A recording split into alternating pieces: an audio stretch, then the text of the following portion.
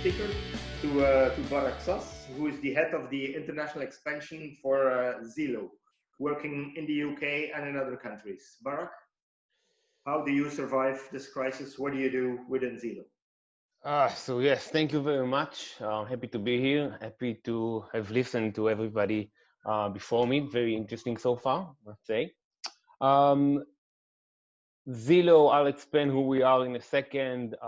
We've been doing okay during this Corona time. We'll talk about that as well. And let's go and I'll explain who Zillow is. Okay. We learned from Mark that you even expanded your business during this crisis. Yes, we have. We've been able to use our tools, our digital tools, and our offer to expand our services, focusing on a specific demographic, which I'll explain on in a second. I'll leave you in suspense. And yes, we are seeing an increase both in our UK operations and in our South African operations. Let's start. Thank you. So Zeelo is a technology company offering smart and safe transportation, focusing on commute in the peri-urban space with buses. And I wanted just a second to break down this long sentence because it is important to break it down. We're a technology company. We produce tech. We do not have any buses. We do not have any drivers. Coach operator like yourself are our partners. We come and are the tech layer over the operations that I'll explain in a second. Offering smart is that we have an algorithm that defines what are the most efficient routes for our clients. We also have mobile apps, a rider mobile app and driver mobile app, which I'll talk about later as well, but they enable us to have all our operations digitally. Safe is everything that has to do with Corona. Again, touch on that in the future, but we are 100% safe. And we focus on the commute in the peri-urban space with buses. So commute is our operations focus on bringing people to and from workplaces, schools. That's what we largely focus on. That would be the peak times during the morning, during the evening, and shift times. Peri-urban space is semi-rural. That's where all the business parks are. That's where all the employment centers are, a bit outside of the city. We don't like getting into cities, and that's because we deploy buses. And when I say buses, I actually mean coaches, buses, from a Mercedes Sprinter to a double-decker. And I think that is what makes us unique in this industry, because there are not a lot of digital players that work with coaches. Along the routes, we've been seeing a 70% switch from a car to a Zeelo bus. We're able to switch 70% of our target audience. We've been able to do that by providing a very easy to use direct service. And we take an average of 30 cars off roads, which translates into about 80% reductions in emissions. And that's way before we started talking about electric buses. I don't want to get into this slide too much. I just want to explain, and I think the main takeaway from this would be that we are a one-stop shop for commuting. So you would have on number 1 and 2, you would have our intelligent routing algorithm and our mobile apps. That's the tech side of our business. Like any other mobile app, you can book, you can pay, you can see the vehicle. Driver has an app. It shows him what the route is, who is supposed to come on. If you use the Uber app, it's pretty much the same thing. And the other 3 segments are the service side. So when we approach a client, and a client could be anything from an office, from a MasterCard, for example, or to a logistics center, we usually subcontract or work with current coach operators. We data share with the employees that we work with, and we have our 24/7 customer service. So we are a one-stop shop that is very easy and very convenient to our clients. Again, those clients are the B2B, they're the businesses they are the business parks, they are the schools that we work with. And we thought we were ready when Corona happened, but obviously we weren't. And we see in the first week and a half, same as you, John, everybody left. Offices, schools, football clubs, all down, all gone away in a matter of a week and a half. And there was one light in the end of the tunnel, a unique demographic, which is essential employees. These people that work in the logistic industry, they work in warehouses, they work in distribution centers. They are continuing to go to work, and not only are they continuing, they are the fuel of the economy, the new economy, and they are being recruited at higher numbers. So you see Amazon and XPO and a lot of logistic players actually recruiting more and more people.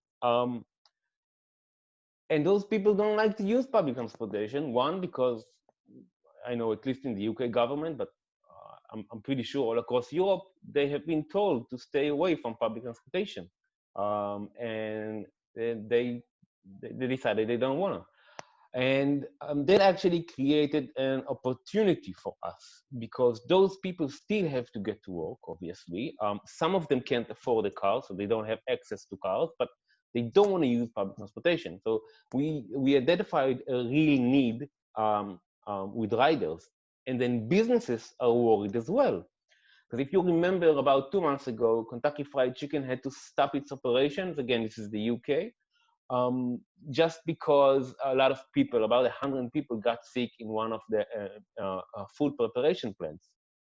And so all of these employers are very worried that somebody will get sick, and then their operation, logistic, food, retail, doesn't matter, will stop. And this is actually the industry that is working. So they don't want to do that. So we have a real need from the rider, and then a real need from the employees. So we pivoted. Well, we don't pivoted, but we actually developed safe services for the benefits of riders and businesses. And what we did is, and again, a mixture of tech and service. So we took our app and we added contact tracing. So if you get sick and report it to us, we're able to know who else took rides with you and then report it back. We kept the number of seats, so you could only, if you see on the left-hand side of the example, you can actually book a specific seat within the bus, and then I'm able to maintain social distancing. This is, by the way, the example of how you maintain a 2-meter difference, 2-meter separation, which isn't a lot of seats on a bus. But we were able to maintain social distancing by keeping the number of seats and choosing a specific seat. Contactless payment, which we had before. And that was the tech side of the solution. And the operational side of the solution, industry best practices. Obviously, we didn't invent anything real special here. Temperature check, antiviral sanitation, air filtration, protective equipment for drivers, but we made sure that it was all kept. And we've gained a number of clients. So Amazon, XPO Logistics, MasterCard, A is Avara Foods, which is the client that we got to keep, the client that was with us before Corona. And sharing a bit of the success. This is true to scale. That doesn't have any numbers. The left-hand side, this is true to scale, doesn't have any numbers. It's the UK revenue.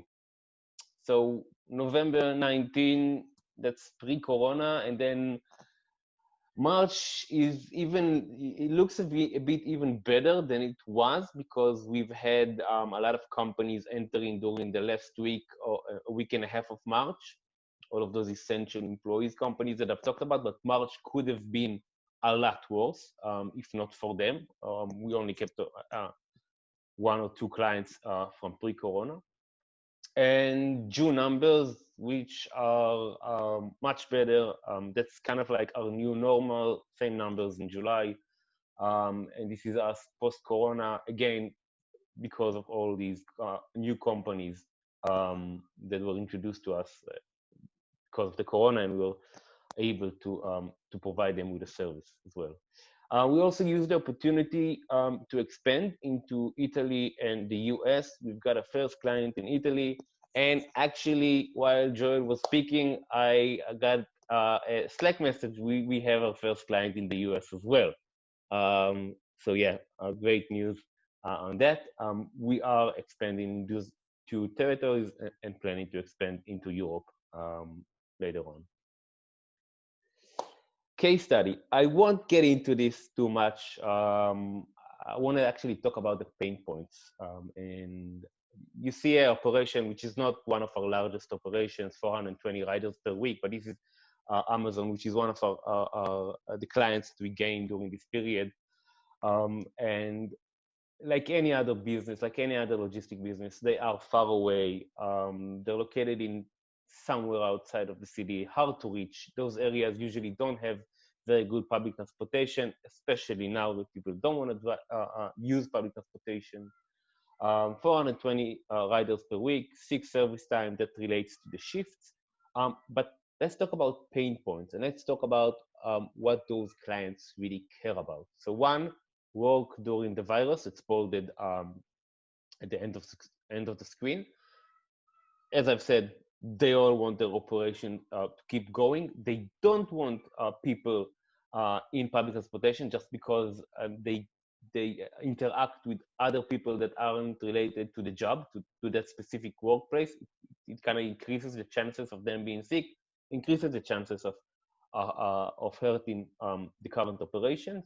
And then we have home to work schemes. That means that we pick people next to their house or somewhere central, and it's a direct ride to, well, not the office, but where they work, to the distribution centers. And so that's one. Two is recruitment and retention pressures. So those places are far away. It's hard to get. People don't want to go and work there. And HR team being able to promise an easy commute is very helpful for them to actually recruit a new personnel, and they are recruiting. The only industry that is recruiting, I think. Those two pain points kind of replaced two other pain points. One was a parking place shortage, which is still a problem, by the way, in the US, less in Europe, where you don't have enough parking space. It's less of a problem now in Europe. And it kind of replaced another pain point, which was everything that has to do with CO2 emissions and sustainability. Not that it's not important. There are other things that are more important to our clients right now. Looking forward, we are investing in 2 new product SaaS services. One is Z-Ride, which is a technology platform. That's actually a software as a service, white label platform for coach operators. We are currently piloting it in the UK with a number of clients.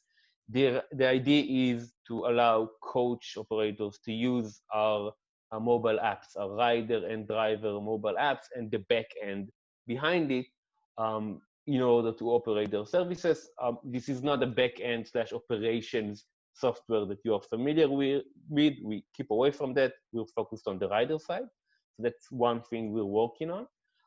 And the other thing is supplementing public transportation with coach operators. So going to industrial parks and having the commute of the employees of that industrial park managed by us, where public transportation isn't good enough to do that. And that happens quite a lot. Thank you. Open for questions. Thank you so much. Thank you so much, Barak. Very, very interesting story. Just from my understanding, is this a B2B service that you're offering? I mean, does the client charter the buses? Or is it a fixed line between a city center and an industrial zone where you offer B2C services, where the passenger books his ticket and pays? So it's a B2B2C model, and I'll explain. We always have a customer, which is either a business or a school. So that will always be the case. But we employ a rebate model. So you are, as a business, you are able to determine that the employer pays some of the employees pay part of the expenses, and then the financial cost is divided between the employer and the employee. But it is essentially a B2B business where we identify a need with a client, and then we have two options. One is we collect the postcodes or the address data from the employer, then understanding, this is for the routing algorithm, then understanding which routes we need to deploy.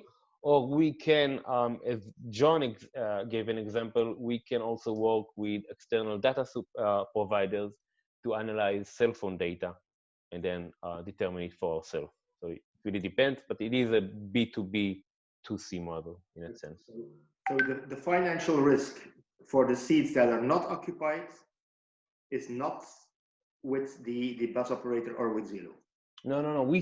So if we go into a business that has no work bus service, we subcontract the coach operators. They give us the price. They are 100% secure. Okay. If we come to a company that already has some sort of bus operations, we have a pricing model where we keep the coach operator. We never replace a coach operator, and we come on top as a technology layer. Okay, I do understand. Yeah. Was the business the same before Corona, or did you develop this just for this crisis period? So, well, we did develop. So everything that has to do with contact on the tech side, or everything that has to do with contact tracing, everything that has to do with book a specific seat, is a result of a need that we identified during the last couple of months. Yes. Okay. Yeah. And that's the type of business that has been growing these last weeks. It's the only kind of business that has been growing. So offices aren't coming back. Schools, I really don't know if they would come back. But yeah, logistic, warehouse, distribution centers, that's the industry that's moving. Okay. Thank you so much. Thank you so much, Barak, for your presentation.